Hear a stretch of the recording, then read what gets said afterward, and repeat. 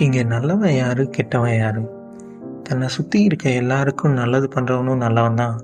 தன்னால் மற்றவங்களுக்கு நல்லது பண்ண முடியலனாலும் மற்றவங்களுக்கு நல்லது நினைக்கிறவனும் நல்லவன் தான்.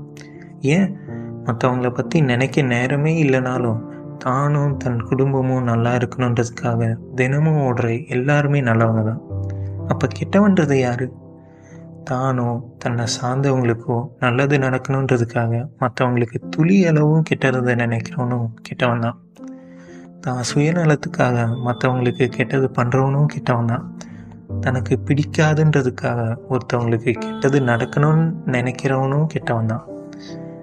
நம்ம நல்லவனா கெட்டவனான்றது நம்ம மனசாட்சிக்கு மட்டும்தான் தெரியும்.